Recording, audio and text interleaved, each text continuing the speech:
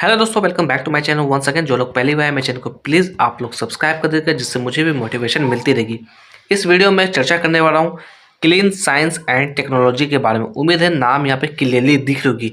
अगर मैं बात करूँ आज के दिन बाजार के अंदर बड़ी गिरावट हमें देखने को मिली, जहाँ 500% टैरिफ लगाने की बात चल रही है। उस बीच इस स्टॉक्स के अंदर तकरीबन 1.32% की गिरावट नोटिस की गई। अगर क्लोजिंग प्राइस की बात करूं, 857 रुपये 45 पैसे के पास क्लोजिंग हमें देखने को मिली। अगर दिन की हाई की बात करूं, 872 रुपये का हाई बनाया। दिन की लो की बात करूं, 854 रुपये का दिन का लो बनाया। अगर इस स्टॉक्स के अंदर मैं बात करूं रिटर्न्स को लेकर, देखिएगा पिछले कुछ हफ्तों से लगातार इस स्टॉक्स के अंदर गिरावट देखने को मिली। तकरीबन 2.5% की गिरावट ऑलरेडी हमें नोटिस की गई है। अगर पिछले एक महीने से कंपेयर करने की कोशिश करें तो पिछले एक महीने से भी देखिएगा तकरीबन 2.5% की गिरावट है। पिछले एक साल से हम लोग बात करें यहाँ पर तो देखिएगा पिछले एक साल में लगभग 40% की गिरावट इस स्टॉक्स के अंदर नोटिस की गई है।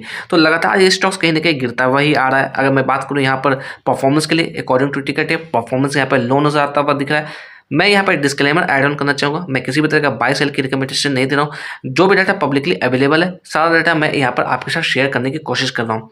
अगर मैं बात करूँ उसको फंडामेंटल्स को लेकर, तो कंपनी के ऊपर यानी कि डेप्ट की बात करें, यानी कि कर्ज की बात करें, ऑलमोस्ट कर्ज जीरो है। सिर्फ और सिर्फ 1 करोड़ का कर्ज है। तो हम लोग कह सकते हैं डेप्ट फ्री कंपनी है।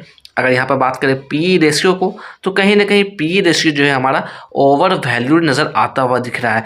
अगर बात करें केमिकल सेक्टर से कंपनी, तो जहाँ केमिकल सेक्टर के अंदर वीकनेस देखने को मिल रही है, उस बीच इस स्टॉक्स के अंदर भी हमें गिरावट वाली सिचुएशन बनी हुई है। मगर फिर भी हम लोग एनालाइज करने की कोशिश करेंगे चार्ट पे, पिछले एक सालों से काफ़ी ऊपर के लेवल से ये गिर चुकी है। अगर यहाँ पर मैं बात करूँ क्वार्टर ऑन क्वार्टर बेसिस पे नेट प्रॉफिट को लेकर, या फिर बात करें ईयर ऑन ईयर बेसिस पे नेट प्रॉफिट को लेकर, उसके अंदर काफ़ी बड़ी गिरावट हमें देखने को मिल रही है। तो ये भी एक रीज़न हो सकता है इसके शेयर प्राइस में गिरावट के पीछे का। जो बाजार को एक्सपेक्टेशन थी, उस एक्सपेक्टेशन पे इसके क्वार्टर्स के नतीजे बिल्कुल भी नहीं रह रहे। पिछले 2 क्वार्टर से कंपेयर करने की कोशिश करें नतीजों को, तो नतीजों के अंदर बड़ी गिरावट हमें देखने को मिल रही है। और वहीं पर मैं कंपेयर करने की कोशिश करूँ ईयर ऑन ईयर बेसिस पे, तो वहाँ पर भी काफ़ी बड़ी गिरावट देखने को मिल रही है इस स्टॉक्स के अंदर। अगर यहाँ पर मैं बात करूँ सेल्स को लेकर, तो सेल्स के अंदर काफी बड़ी गिरावट देखने को मिल रही है ईयर ऑन ईयर बेसिस पे।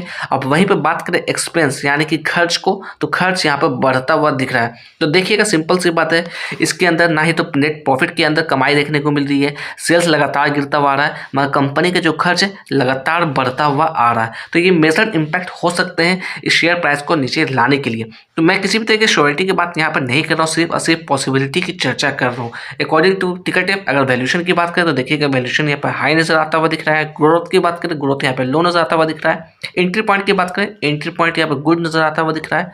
तो मैं अगेन यहाँ पे कहना चाहूँगा, अपने फाइनेंशियल एक्सपर्ट से सलाह लीजिएगा, तभी किसी तरीके का डिसीजन लीजिएगा।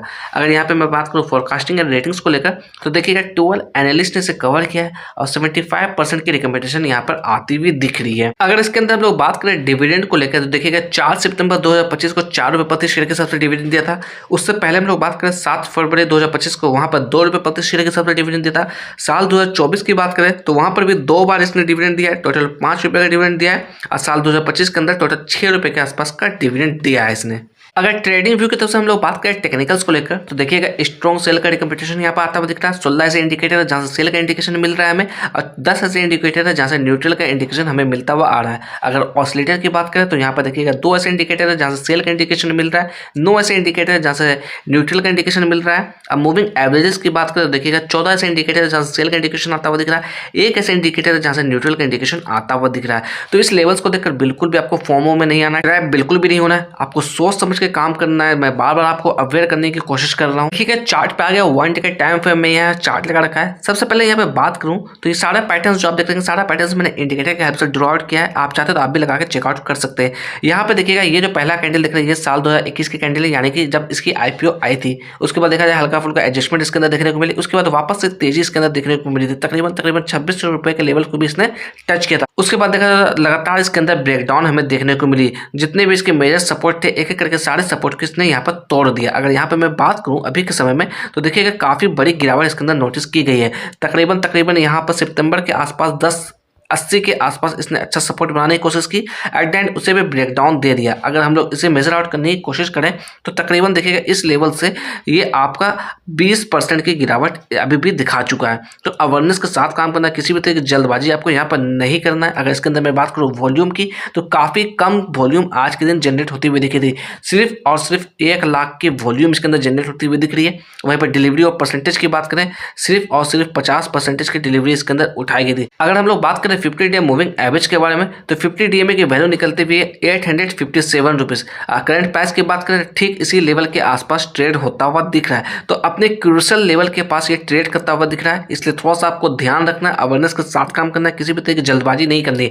अगर मैं बात करूँ 200 डे मूविंग एवरेज के बारे में, तो 200 डीएमए की वैल्यू निकलती हुई आ रही है तकरीबन 1122 रुपए के आसपास। तो ये दो लेवल्स जो है हमारे लिए बहुत ही इंपॉर्टेंट हो जाती है इसके लिए। अगर यहाँ पे मैं बात करूँ प्राइस फोरकास्टिंग को लेकर, तो ट्रेडिंग व्यू की तरफ से देखिएगा 13 एनालिस्ट ने इसे कवर किया over the 1 year of time period.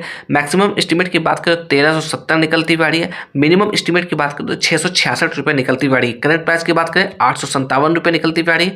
तो यहाँ पर देखिएगा जहाँ पर आपके पास रिस्क और रिवार्ड दोनों नजर आता हुआ दिख रहा है, तो इस लेवल्स को भी देखकर जल्दबाजी नहीं करना है आपको। मैं अगेन कहना चाहूंगा, क्योंकि अभी कितना गिरेगा कहना बहुत ही मुश्किल है। बाजार को भी एक्सपेक्ट कर पाना या भी प्रिडिक्ट कर पाना काफी मुश्किल नजर आता हुआ दिख रहा है।